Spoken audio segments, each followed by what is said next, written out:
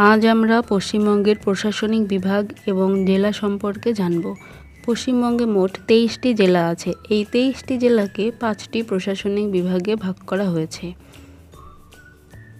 1 Jalpaiguri, 2 Malda, 3 Medinipur, 4 Bardhaman, 5 Presidency. এই জলপাইগুড়ি ডিভিশনে আছে মোট 5টি জেলা। 1 দার্জিলিং, কালিম্পং, জলপাইগুড়ি, আলিপুরদুয়ার এবং কোচবিহার। মালদা ডিভিশনে আছে মোট 4টি। 1 উত্তর দিনাজপুর, 2 দক্ষিণ দিনাজপুর, 3 মালদা, 4 মুর্শিদাবাদ। এবার মেদিনীপুর ডিভিশনে আছে মোট 5টি। পুরুলিয়া, বাঁকুড়া, পশ্চিম মেদিনীপুর, পূর্ব মেদিনীপুর এবং ঝাড়গ্রাম। এবার বর্ধমান ডিভিশনে আছে 4টি। 1 বীরভূম, পশ্চিম বর্ধমান, পূর্ব বর্ধমান এবং হুগলি। প্রেসিডেন্সি বিভাগে আছে 5টি। নদিয়া, উত্তর 24 পরগনা, দক্ষিণ 24 পরগনা, হাওড়া এবং কলকাতা।